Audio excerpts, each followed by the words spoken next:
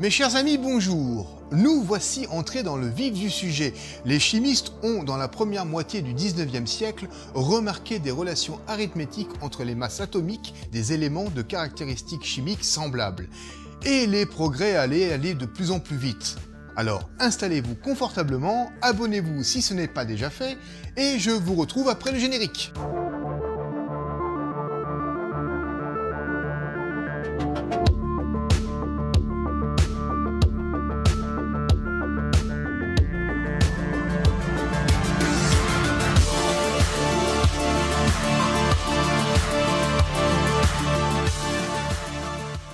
Dans ce formidable puzzle de l'organisation atomique, le jeune chimiste allemand Ernst Lenzen tenta d'apporter sa contribution.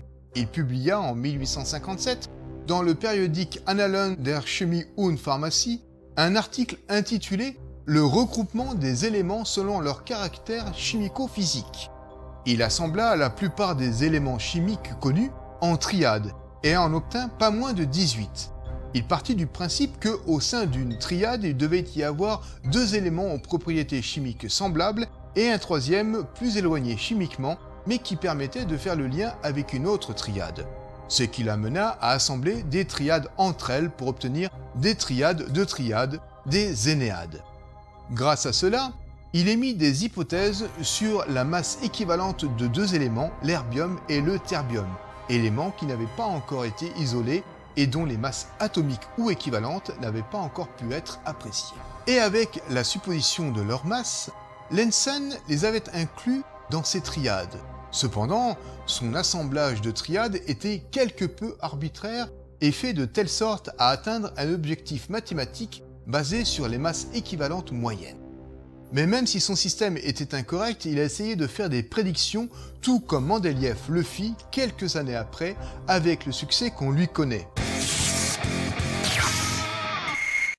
En 1859, dans son mémoire sur les équivalents des corps simples, le chimiste français Jean-Baptiste André Dumas fit une analyse des différences entre les masses équivalentes très intéressante. Il essaya de formaliser les écarts de masse équivalentes au sein d'un même groupe naturel. Premier exemple, le groupe fluor, chlore, brome, iode, qui en 1859 avait les masses équivalentes respectives de 19, 35,5, 80 et 127. Il décomposa cela ainsi. Tout d'abord, le premier élément de la série, le plus léger, le fluor, de masse équivalente 19. Venait ensuite le chlore, de masse équivalente 35,5, soit la masse du fluor plus 16,5. Puis le brome, de masse équivalente 80, soit la masse du fluor plus 2 fois la différence fluor-chlore plus 28. Enfin, l'iode, de masse équivalente 127, soit la masse du fluor plus 2 fois la différence fluor-chlore, plus 2 fois la différence chlore-brome, plus 19. Deuxième exemple, le groupe azote, phosphore, arsenic, antimoine et bismuth, qui en 1859 avait des masses équivalentes respectives de 14, 31, 75, 120 et 208. À nouveau, Dumas décomposa les masses équivalentes comme il suit. Tout d'abord, le premier élément de la série, le plus léger, l'azote. Ensuite, le phosphore, de masse équivalente 31, soit la masse de l'azote plus 17. Puis l'arsenic, de masse équivalente 75, soit la masse de l'azote plus la différence azote-phosphore plus 44. Ensuite, l'antimoine, de masse équivalente 119, soit la masse de l'azote plus la différence azote-phosphore plus 2 fois la différence phosphore-arsenic. Enfin, le bismuth, de masse équivalente 207, soit la masse de l'azote plus la différence azote-phosphore plus 4 fois la différence phosphore-arsenic. Plus fort encore, Jean-Baptiste Dumas fit un parallèle entre les groupes dont nous venons de parler. Un parallèle en ces termes. Masse équivalente du fluor, 19 plus 108 égale 127, la masse équivalente de l'iode. Masse équivalente de l'azote, 14 plus 108 égale 122, la masse équivalente de l'antimoine. Masse équivalente du fluor, 19 plus 61 égale 80, la masse équivalente du brome. Masse équivalente de l'azote, 14 plus 61 égale 75. la masse équivalente de l'arsenic. En suivant cette logique, il fit la différence des masses entre bismuth 208 et l'azote 14, et ajouta cette différence au fluor. Cela lui fit une masse équivalente 215, masse équivalente d'un élément non découvert en 1859. Dumas prédit ainsi que, dans la famille du chlore, famille des halogènes donc, il y aurait un cinquième élément de masse équivalente 215. Il n'avait pas tort à peu de choses près, car nous connaissons cet élément de nos jours. Il s'agit de l'astate, élément très radioactif. En fait, Jean-Baptiste Dumas pourrait être vu comme l'initiateur du courant de pensée mendélévien. Il avait, dès 1851, lors de la 21e rencontre de la British Association for the Advancement of Science à Ipswich en Angleterre, évoqué la possibilité d'un regroupement des éléments en fonction à la fois de leur masse atomique et de leurs propriétés chimiques. Il avait même été jusqu'à prédire déjà à l'époque l'existence d'éléments inconnus jusqu'alors. Cela y était, la périodicité avait timidement pointé le bout de son nez. Cependant, le fait que Dumas raisonnait en masse équivalente et non en masse atomique relative a eu un impact dans ses résultats en faussant une partie. En fait, la masse équivalente d'une grande partie des éléments simples était égale à la moitié de la masse atomique relative, et la masse équivalente de l'autre partie était purement et simplement égale à la masse atomique relative. Tout était question de considérations chimiques, macroscopiques ou microscopiques, et surtout de distinction entre molécules et atomes, distinction que Amadeo Avogadro avait tenté de faire comprendre en 1811, ainsi que nous l'avons vu précédemment, mais qui était très vite tombé dans l'oubli. Cela devenait même épineux, d'autant plus qu'il y avait des confrontations parfois violentes entre atomistes et équivalentistes. Ah, le doux monde de la recherche scientifique du 19e siècle. Les notations chimiques, les conventions chimiques n'étaient pas les mêmes partout. Les calculs des masses moléculaires avec des masses équivalentes posaient un problème. Il fallait créer une harmonisation autour de cela. C'est dans ce but que, au printemps 1859, le chimiste allemand Friedrich August Kekulé prit l'initiative d'organiser dans la ville allemande de Karlsruhe ce qui fut le premier congrès scientifique moderne qui se tint le 3, 4 et 5 septembre de l'année suivante en 1860. Il s'associa pour organiser cette lourde tâche à 4 autres scientifiques. Le chimiste français Charles Adolphe Wurtz, alors récemment acquis à la cause atomiste, le chimiste allemand Karl Wilhelm, professeur dans la ville de Karlsruhe, le chimiste allemand Johann Friedrich Wilhelm Adolf Bayer et le chimiste britannique Henry Enfield Roscoe. Entre 120 et 140 chimistes venant d'une douzaine de pays se rendirent à Karlsruhe au début du mois de septembre 1860. L'Allemagne, la Suisse, le Royaume-Uni, la France y furent largement représentés. Parmi tous les chimistes présents, on nota la présence évidemment des 5 organisateurs, mais aussi de Julius Lothar Meyer, Jean-Baptiste Dumas, Stanislao Cannizzaro et du jeune chimiste russe Dmitri Ivanovitch Mendeleïev. Mais pourquoi une personne comme Marcellin Berthelot, aussi fermement opposé à l'atomisme, était absent d'un congrès aussi important que celui-ci? Bref, passons. Les organisateurs avaient posé des objectifs clairs pour ce congrès. Mettre un terme aux différentes divergences qui existaient entre les chimistes. Définir ou redéfinir la notion d'atome, de molécule, d'équivalent. Adopter les mêmes notations chimiques pour tous et s'y tenir, comme par exemple la formule chimique de l'eau, H2O pour les atomistes, mais HO pour les équivalentistes. Cependant, HO pouvait être aussi pris pour du peroxyde d'hydrogène par ces mêmes équivalentistes et n'allait surtout pas boire du peroxyde d'hydrogène, connu aussi sous le nom d'eau oxygénée. Bref, des exemples comme celui-ci, il y en avait pléthore, et le plus marquant, pris en exemple par August Kekulé lui-même, avait été les 19 formules chimiques relevées dans diverses publications, 19 formules pour désigner le seul acide acétique. Difficile dans ces conditions de faire des progrès. Cependant, ce congrès se termina sans qu'il y eût un réel consensus. Mais un important résultat à long terme avait été l'acceptation des masses atomiques relatives. La graine d'une réorganisation de la chimie avait été malgré tout plantée. Et en cela, le plaidoyer du chimiste italien Stanislao Cannizzaro en faveur de l'atomisme et de la loi d'Avogadro-Ampère avait fait son effet. Le dernier jour du congrès, il fit distribuer à chaque congrégation une copie d'une publication dont il était l'auteur, intitulée Sunto di un corso di filosofia chimica, qui pourrait se traduire par abrégé de philosophie chimique, paru en 1858 dans le périodique Il Nuovo Cimento. Je crois que les progrès de la science réalisés ces dernières années ont confirmé l'hypothèse d'Avogadro, d'Ampère et de Dumas sur la constitution semblable de substances à l'état gazeux.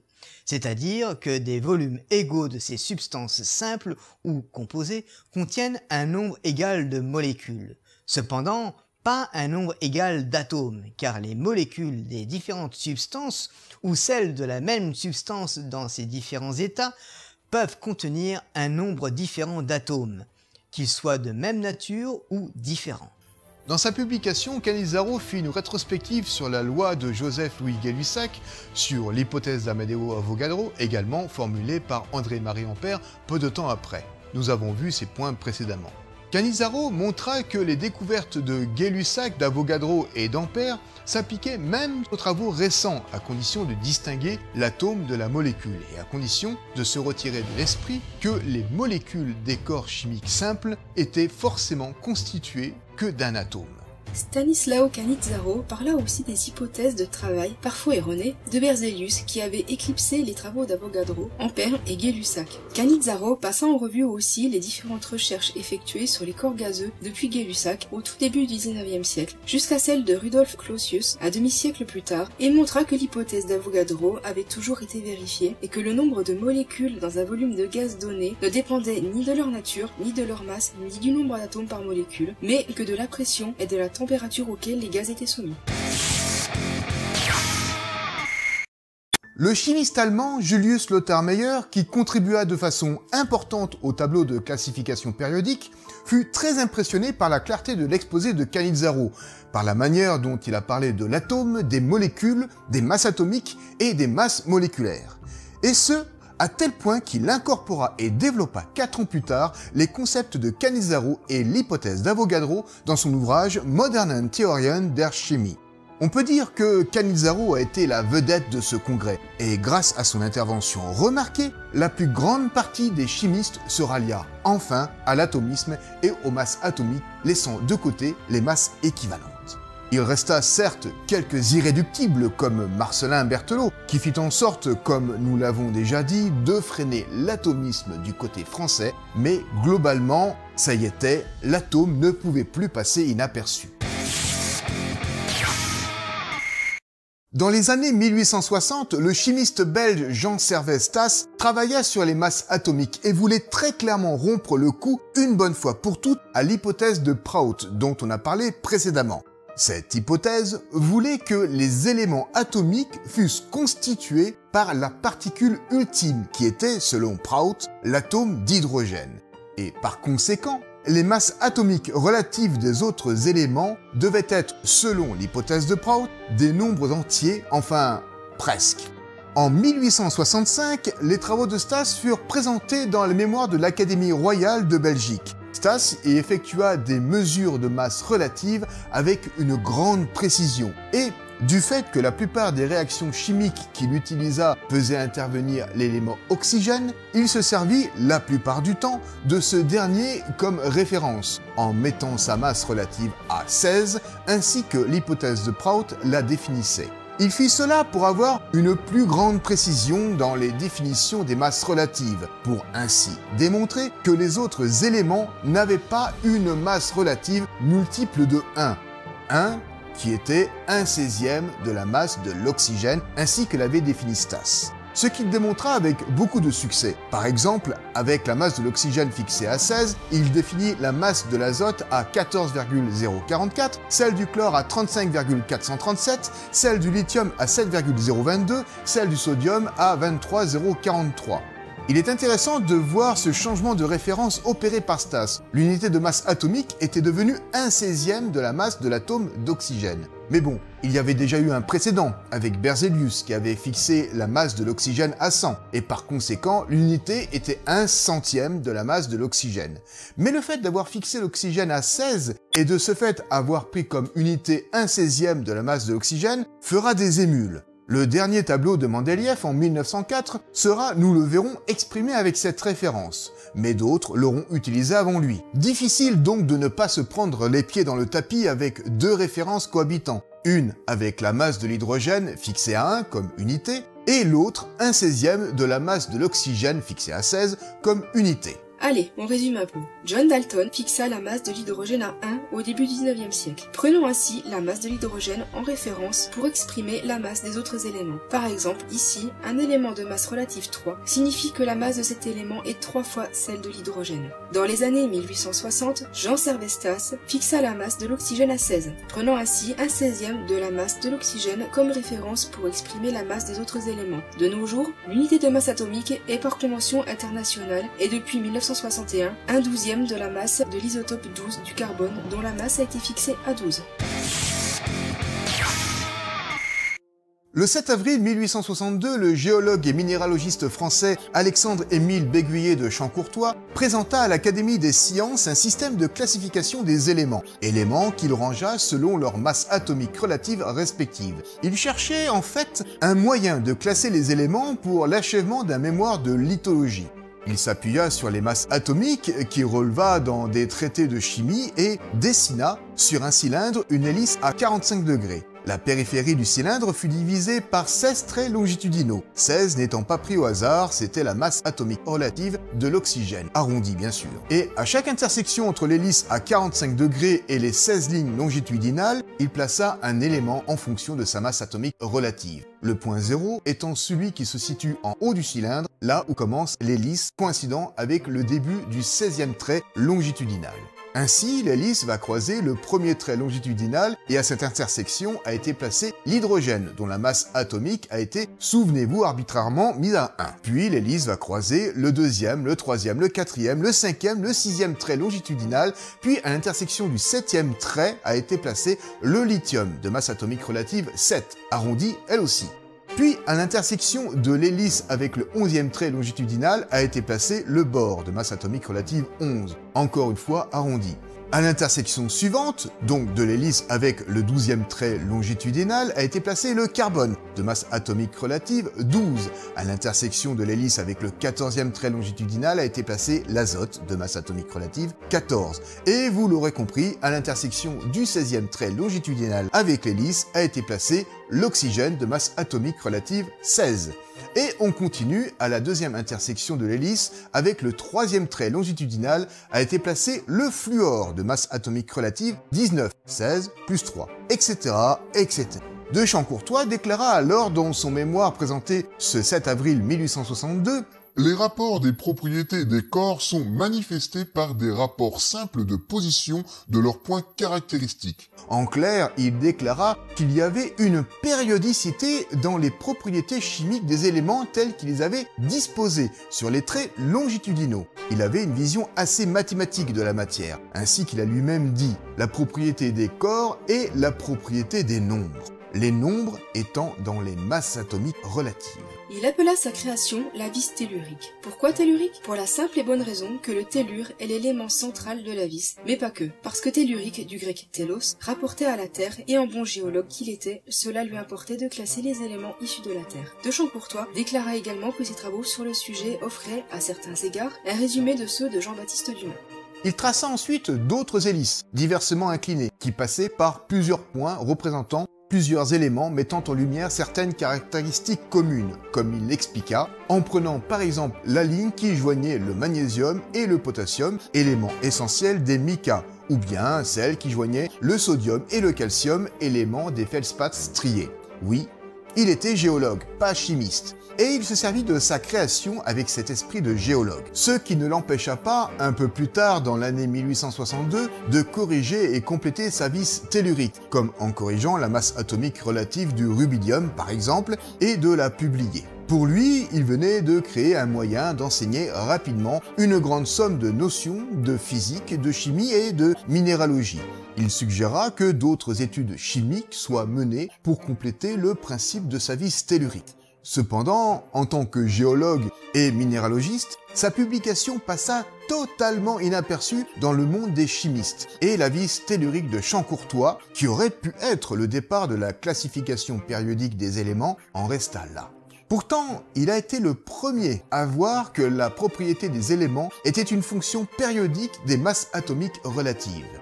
N'en déplaise à Dimitri Ivanovitch Mendeleïev qui critiqua plus tard le travail du géologue français lors d'une conférence à Londres en 1889 en déclarant injustement que de Champ-Courtois lui-même n'avait pas jugé son travail comme un système naturel. Cela irrita le jeune chimiste britannique Philip Joseph Hartog qui revendiqua pour Alexandre-Émile Béguyer de Champ-Courtois la paternité de la découverte de la périodicité des éléments.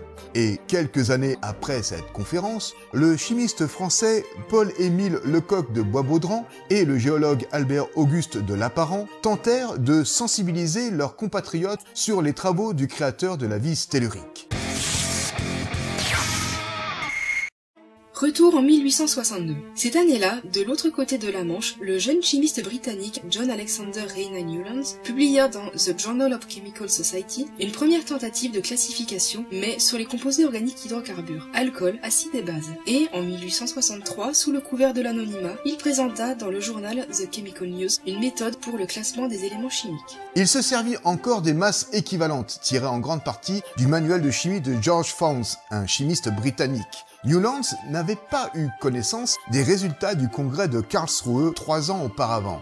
Il reprit les travaux d'autres chimistes comme Léopold Gmelin, Max Joseph Pettenkofer ou Jean-Baptiste Dumas et alla dans la même direction qu'eux.